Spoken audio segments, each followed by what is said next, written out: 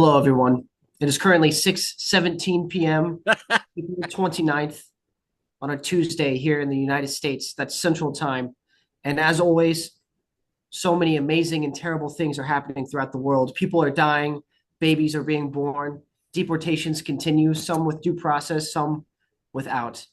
But we don't care about any of that, do we, Smokey? Not at all, And why is that? Why don't we care? because we have philosophy. Absolutely. That's exactly right. In this hour, and only in this hour, we have the very special privilege of only having to worry about the things that actually matter. And that's our philosophy. What are we covering today?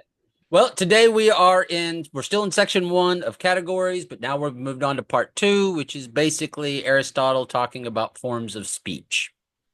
Excellent. Great. Well, let's dig into it when you're ready. All right, if we are ready, here we go. Aristotle, categories, section one, part two. Forms of speech are either simple or composite. Examples of the latter, which would be composite, are such expressions as the man runs, the man wins. Of the former, which would be simple, we have man, ox, runs, wins.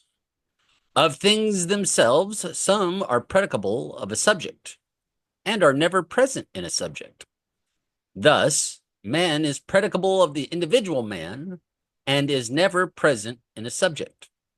By being present in a subject, I do not mean present as in parts are present in a whole, but being incapable of existence apart from the said subject. Some things, again, are present in a subject, but are never predicable of a subject. For instance, a certain point of grammatical knowledge is present in the mind, but is not predicable of any subject. Or again, a certain whiteness may be present in the body, for color requires a material basis, yet it is never predicable of anything. Other things, again, are both predicable of a subject and present in a subject. Thus, while knowledge is present in the human mind, it is predicable of grammar. There is, lastly, a class of things which are neither present in a subject nor predicable of a subject, such as the individual man or the individual horse. But to speak more generally, that which is individual and has the character of a unit is never predicable of a subject. Yet, in some cases, there is nothing to prevent such being present in a subject. Thus, a certain point of grammatical knowledge is present in a subject. Whew. It makes perfect sense. I'm sure it does. Let's see if I can find out how. Well, the first sentence is pretty. The first part's pretty simple. Would you not agree? Yeah, I think before even we get into the substance of what his claims are, I want to see if I can try and like count the separate claims that he's making. Okay. Because for like the word count, there seems to be like quite a few. So, firstly, forms of speech are either simple or composite. That's claim number one. Yep. Then he provides some examples. And Yes. then he says, of things themselves, some are predicable of a subject, claim number two, and are never present in a subject. I would say that's a third claim. Would you agree? I would say that sentence is okay. Keep going. I interrupted. I apologize. No, it's okay. It's okay. Would you say that those are that together is one claim? That's the second claim? I would argue that that is a singular claim. Okay. Of things themselves, some are predicable of a subject and are never present in the subject. And this becomes important later. I'm sure it does. Thus, man is predicable of the individual man and is never present in a subject. The thus there really is another example, is what he's saying. Yes. Okay, an example of this is that man is predicable of the individual man and is never present in a subject. And then he explains after the fact. Would that be ad hoc? I hear that turn of phrase and I actually don't It know. would be a post hoc explanation, not an That'd be ad post hoc. hoc. Okay, thank you. That makes sense. By being present in a subject, I do not mean present as parts are present in a whole.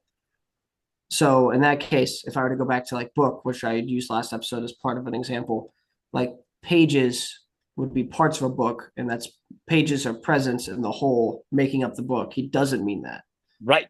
He's saying that, but being incapable of existence apart from the said subject. Um, so to stick with book, then that would be The actually essence. there may not be. Yeah, there'd be like some sort of essence of the book that like can't exist without it. That's a really Yes. bad example for that. I don't know.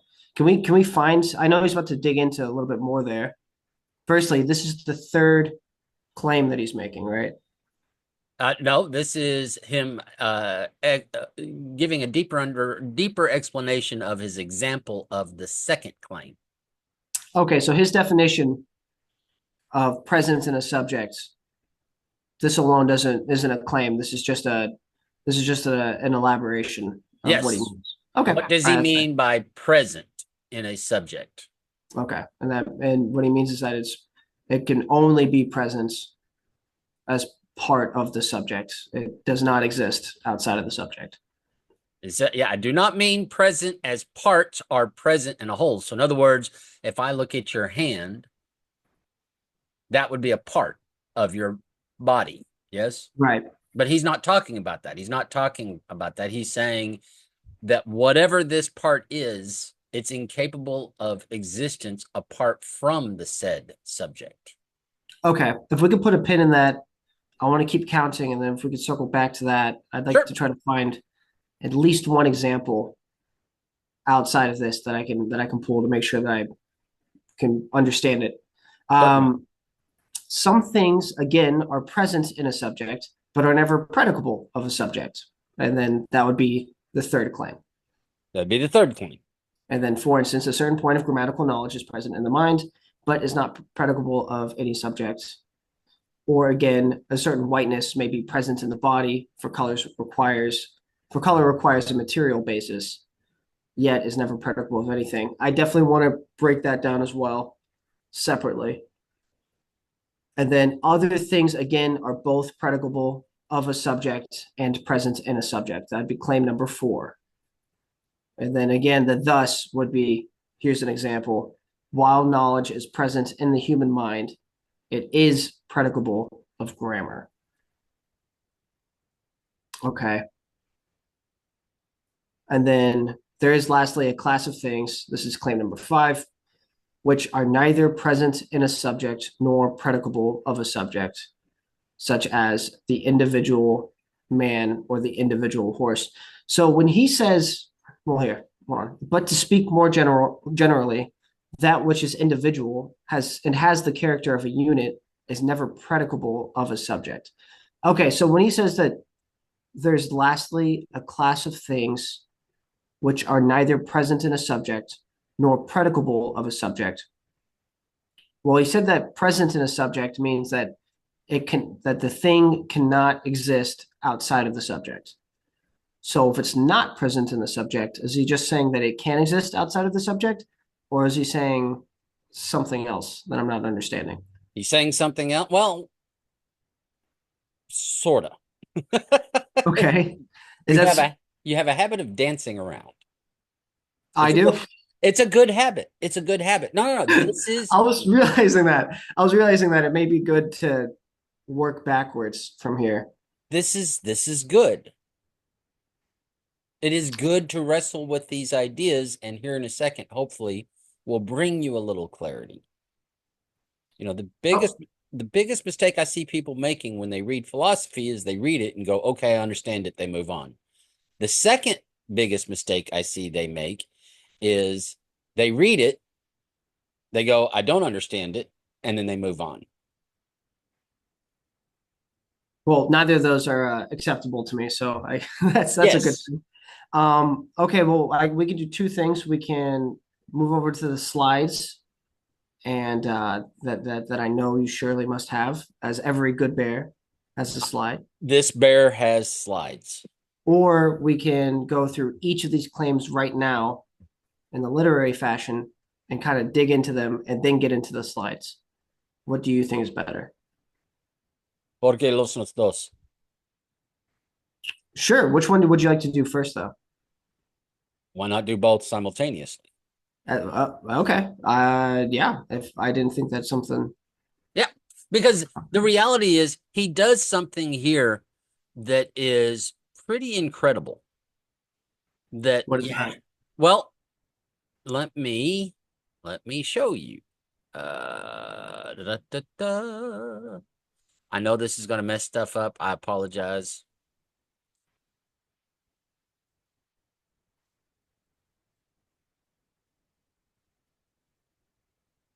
Yes. Yep. Looking good. All right. So we're in section one, part two, forms of speech. What was his first claim? His first claim. Oh no. I was just thinking about the fifth claim. It's too many claims. Okay, that there are things that are Nope. simple and composite. Simple and composite. Okay. Yeah, How many variables is that? two.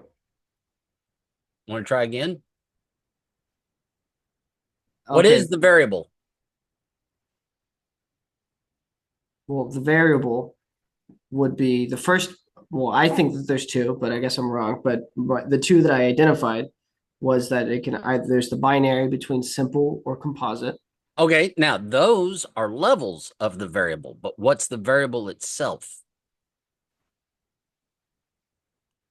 It's on this slide.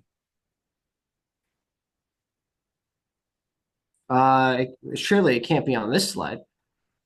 Yes. Oh, the form of speech. Jesus. Okay. The Okay. variable is forms of speech. When you think about Right. it, forms of Gotcha. speech. And Yeah, so that's yeah. his first claim is there's this thing called forms of speech. And it's as you rightfully pointed out, it's binary. It's either simple or it's composite. Now, he does this thing here, and we've talked about this before about how he doesn't use parallel construction, which is something that sort of gets invented later. And it kind of messes up the reading a little bit, and it really gets worse later on. But he says forms of speech can be simple or composite. And I'm going to skip around. I'm going to say, the simple man, ox, runs, wins. In other words, if it's simple, it's just, can we say it's one subject? Uh, that's from the words that he's using. Yeah, that I think that would those each would be a singular subject. If it's composite, how many subjects? Well, more than one. More than one. That's it. And this is really important to understand for his next four claims. Agreed. Because in the next little section, he goes down this long and winding road. How many variables are there?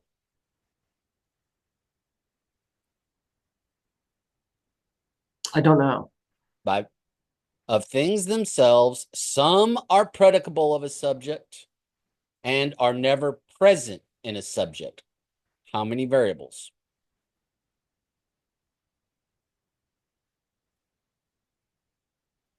Well, that would be one variable. That would be two.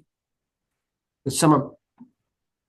Wait, maybe I'm too dumb to count. No, Okay, keep walking. Keep holding my hand through this. the first variable is predicable, and the second variable is present or presence.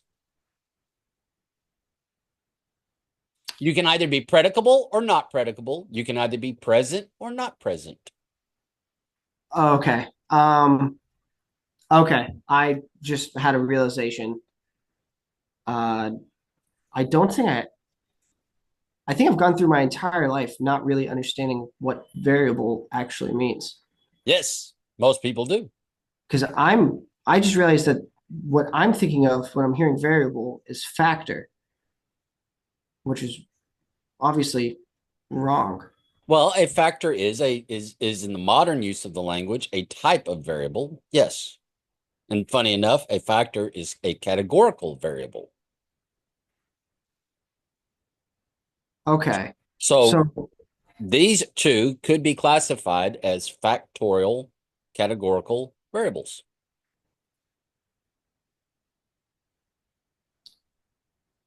Okay, but they would.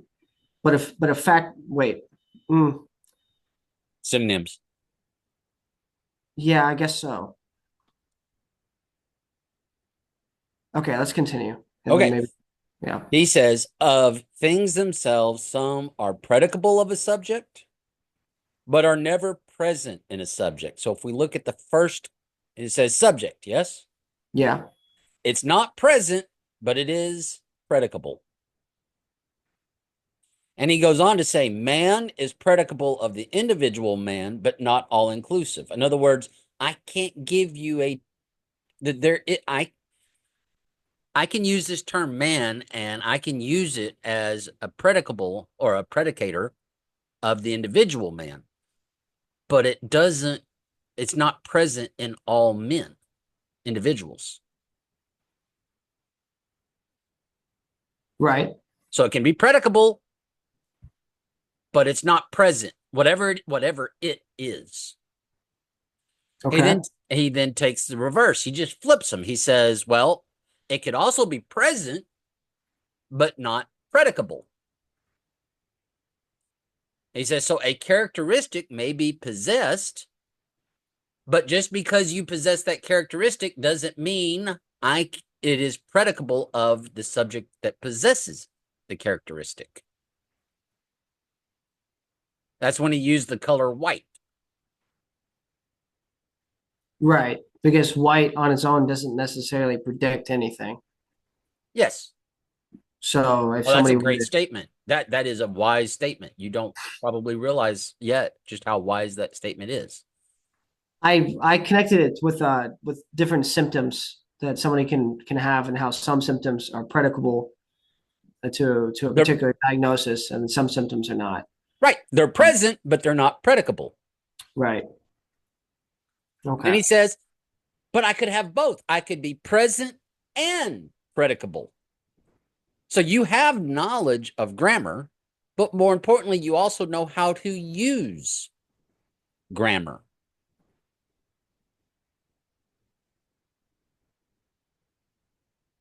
Right. So the knowledge is present. And because that knowledge is present, but there is a separate thing that says because that knowledge is present, I can also predict how you will use that grammar. All four of these combinations we see throughout the world. And we'll get to those examples here in a minute. And then finally he says, but what if there is no presence? And what if you cannot use it to be predicable? He says that's the individual unit. Okay. So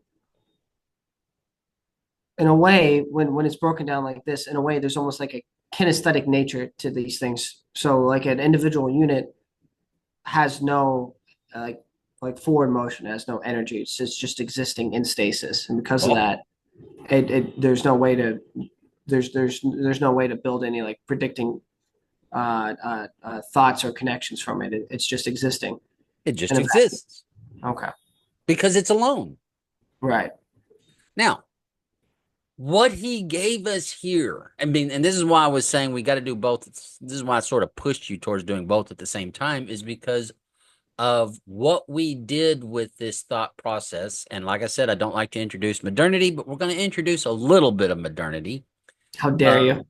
if you consider a couple of hundred years after he wrote this, Okay, uh, that's okay. That's passable. You're that's almost okay. sacrilegious there, but it's forgivable. We have what's called a two by what is referred to as a 2 by 2 table. Something can be predicable, yes or no. Is it predicable? Yes. Is it not predicable? No. Something can be present. Yes, it is. No, it's not. And he is saying by using language, if I want to think about a subject, I cannot use a single, if I want to start building categories, it's a complex thing. Yes? Yeah. And the simplest categories to the most complex, it doesn't matter. I have to use language. I use definitions to do it. But then am I simple or composite? Well, if I'm simple, man. Is man a category? Well, it could be depending on, is it predicable and its presence. Okay, so before we continue, I just want to clarify something because I just put together what I was missing with the variables. With simple and composite, the reason why that's a singular variable is because it's either simple or it's composite. It cannot be anything else. It can only be like if it's to exist, then it can either be a simple thing or it can be a composite, one or more than one. By his And then definition. by his definition, in the vacuum of Yes. this writing right now, in presence and predicable, the reason why there's two variables is because each of these are actually individual variables because it's either present or not present, predicable or not predicable. So That's it. individually, these are two individual variables that then those I if I'm correct here, those themselves would be simple variables, and then we're putting them together to have a composite of two separate You're variables getting to there. create You, combinations. you're getting there. Okay, I'm closing in. You're Okay, closing in. all right, Does let's keep this going. make sense? So far, yeah, now it does, yeah. And so now what we can do is by using language, by thinking in terms of how we define things, by thinking in terms of using simple or composite language, forms of speech, grammar, we can start to identify things and put things into boxes. And what would Aristotle call his boxes? Categories. Categories. And so you can pick something and you can say, okay, here's a subject. Is it predicable? And is it present? If the answer to both of those questions is yes, then it goes into this box. If the answer is no to both of them, it goes into this box in the bottom right-hand corner. He's showing us how we use language to create the categories. The examples are what distract us. Does this make sense? Yes. The examples don't matter. What matters is the method. Remember, most people view Aristotle as sort of this scientist before science was even invented. Right. He's showing us his methodology. He's not Right. showing us his axiology. Right. He's saying, if I can answer these two questions, is it predicable and is it present? And if the answer is yes to both, I go here. If the answer is no to one and yes to the other, I could go there. He is showing you how he creates his boxes. How you put things in those boxes is through definitions. Sure. And how do we develop those definitions? Well, we develop those definitions Either using, univocally, equivocal, yes, or derivatively. Um, each of these definitions would be univocal definitions. ooh, good question. I'm assuming that was a question, not a statement. That is a question. That's a guess. For this is where life gets a little complicated for people because the reality is it could go one of all three directions. Yeah, actually, that's I thought that um, as intended by Aristotle when Yes. he's like his intention behind writing these is for these to be univocal or to be used univocally for the sake of his methodology. But we've also learned that they can be used any way that we want them to be used. We can use them any way we want. He's simply showing us his method, and I would argue that he actually doesn't want to use them univocally. He gives the appearance. Okay. Okay, we can keep moving. Because as we read through and he identifies and starts to explicate his different categories, remember, he has 10 categories. Right. But if all I use are these two questions, what's the maximum number of categories I can create? 4. So how do I get to 10? You have to keep deconstructing, right? You got it. Don't introduce modernity into this. Is that to deconstruct? I mean, maybe that's a modern term, but I mean, we saw before we started recording these, before we started this, we watched Socrates deconstruct. So what term would we use? I'm kidding. The reality is the word deconstruction has sort of gotten a bad rap in the last 120, 145 years. Oh, wait, real quick, Smokey, are we more than a minute in? We're past a minute, right? Yes. Okay, fuck that. Fuck the perception. Give me a fucking term to use for this. If it's deconstruction works, I'm happy to use it. But if it's something else, I can use that too. No. That's okay. I just like giving Okay. people a hard time. Well, Um, I don't want a hard time right now. I'm having a hard enough. I'm in seventh gear right now. Okay, this is not easy. no, you're right. The concept of deconstruction goes all the way back to Socrates. It's not a new idea. And people who harp on it, I would argue, probably need to spend a little more time reading. Um, all he's sitting here saying in part two is, I can break language down. I can break our forms of speech down into simple or composite. And then if I ask myself two questions, is it predicable? Yes or no? Is it present? Yes or no? I can start using my definitions and my understanding of forms of speech to begin creating categories. Right. And that's Now, why the only question we really need to ask ourselves is, does this make sense? Because the only presupposition behind this methodology is it's presupposed that this would make sense since yes, it's using it, right? Okay. one of the things that I talk to my students about is knowing something isn't the same thing as understanding. The bridge between knowing and understanding is learning. Right. And they come back with, well, but how do you know something if you didn't learn it to begin with? Right. And I say, it depends. How do you know Fair. that you actually knew it if you don't claim to understand it?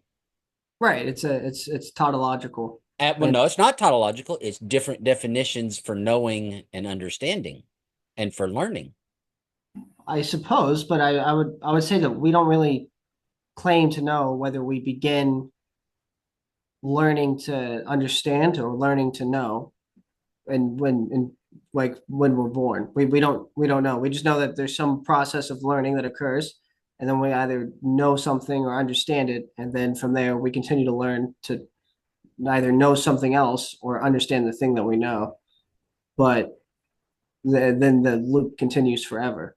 But where the beginning, the starting point, we don't really have an identified starting point. So at the moment, I would say that there is a tautology in this Okay. circular loop between them. That's what I would say, at least from my understanding of. Your understanding, Yeah. but not necessarily your knowledge.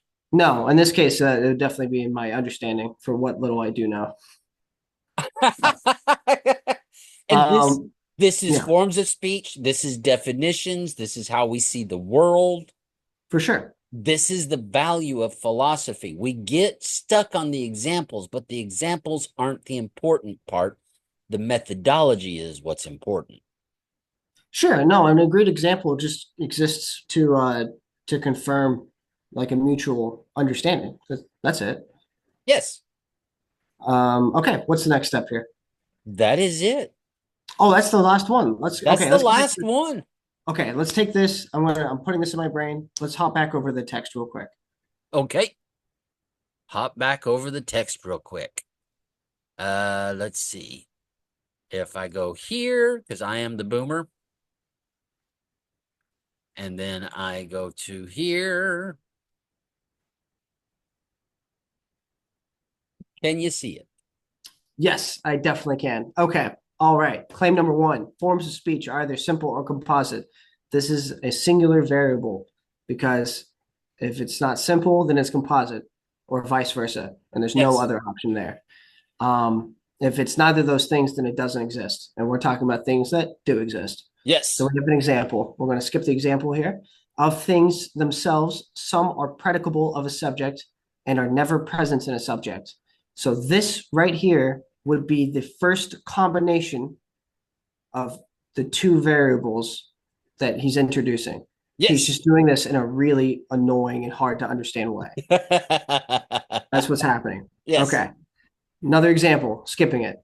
By being present in a subject, I do not mean present as parts of a present in a whole, but being incapable of existing apart from the said subject. Now, here, he's defining presence in a subject, but what he does not do at any point is define predicable, Right. which I've deduced means predictable. Yes. Okay. And then another example. Not yet. He doesn't have another example, but he does say some things again are present in a subject, but are never predictable of a subject. And this would be box number 2. It would Yep. literally be right. Yeah, no, it'd be box.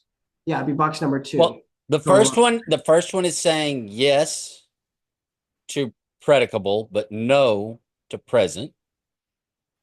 oh yeah, you're right. It Second is one is saying yes to the the present, present, but but no to no to predicable. the predicable. So he's flipped them. So this is actually boxes 2 and 3. My bad. But yes, Okay. And then he says other things again are both, and that would be box number 1. that'd be box And number one. then lastly, things are neither, and that would be box number 4. That'd be box number 4. Okay, I understand now. That's great.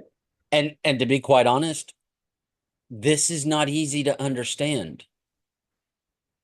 There are people I know in my field who have not do not yet possess a firm grasp of this idea. It's a complex idea to take two things, two ideas, and say each idea has two possible outcomes, and I can take those two possible outcomes and cross them and combine them to create a single outcome. Right. But if I do that, there are four possible outcomes. This section has influence on our modern understanding of the sciences and of the humanities. Yeah, I mean, this is present in our like in basic. I think it's just biology in high school when they first introduce dominant versus recessive genes. Yes. Yeah. Um, I just want to comment on how he composed this paragraph. I hate it. I think that this is really, really, really annoying. I, I feel like I don't know. I have no idea if this is true, but I feel like given that like Socrates would use first orders and then either work backwards from a first order, or he would start with his theoretical like last order and then work forwards from there. Um, Being that the first order would actually be the most front facing value of something that our senses can pick up on, and then we work backwards in depth until we get into the nature of what that thing is, right? Yes.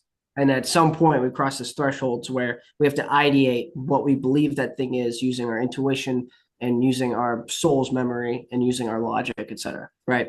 But there'd be a hierarchy, and that there's a hierarchy of how to introduce these things so that we have some sort of wayfinding when we talk about it.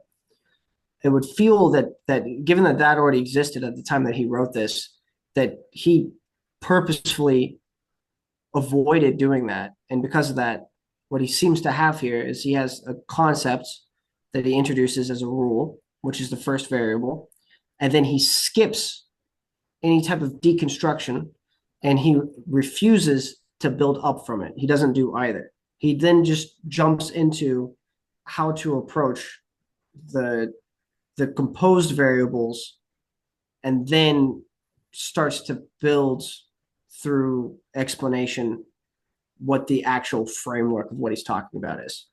Yes. That's I want to use a lot of like negative words. But I mean they're just in my opinion. I guess it just that just pisses me off. I hate that. I hate that very much. I could see why people would say that this guy's kind of an asshole.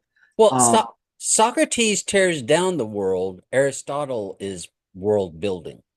sure, that makes sense. I get that. Socrates is an, he admits it himself, right? He's a gadfly. Right. Aristotle is really, and everybody should get used to me saying the word modernity. From a modernity perspective, he's a positivist. Right. He's sitting there saying, here's the world, I'm going to build it. And as I build it, here's going to be the outcome. Because there's Yeah, only one way to look at this world. If you only accept everything he says as fact. Now, if you start to question it, now all of a sudden it changes the scenario a little bit. definitely. But even that, it's just really more just I'm just talking about the composition of how to like explain a thing. Well, Um, he doesn't write in a dialectical style. Plato was writing in a dialectical style for Socrates, which does make it a little warmer. what style would you call this? Um, bad It, scientific writing. oh, that's fair. I thought you were going to say Aristotelian, which then I was going to say, okay, well, if it's that means that's probably shit. If only he wrote it this way. No, Um, amazingly no, and you have to stop and think about it. It's not like there was a lot of loose leaf paper lying around when he was doing these things, and we know that most of his writing, he didn't write this into a book. These were his notes, and they were collected, and they were put that's fair. together, and Yeah, it's not like a book the way you and I think of a book. Yes, we're it reading wasn't a book called Categories, but it wasn't. It wasn't a book. okay. That's more charitable, and that he's not necessarily writing this and composing it to be read. He's writing down truth claims from observations that he's made, revolving around a particular Yeah, idea. and there's And no so, eraser to go. yeah. Oh, I could write this better if I did this, that, or the other. So it's not quite stream of conscious, but it's almost stream of It's conscious. pretty close. Okay. Okay, which that's is fair. what which That's is fair. what makes it even more impressive. Well, great. Okay. Well, Smokey, before we close out this chapter here, is there anything else you wanted to cover or Nope, enlighten me to? nope, I'm good. Great. Well, I'm going back to my cave. that's great. Yeah, you take a big nap. This probably took a lot of energy for you to put together here. Everybody who's watches this, thank you so much. We really, really appreciate it. We love digging into these things and how much we learn, and we learn together, and we learn with you guys. Please be sure to like and subscribe and leave a comment or as many comments as you have thoughts to share. We'd love to read them, and we will see you guys next Thursday. Bye.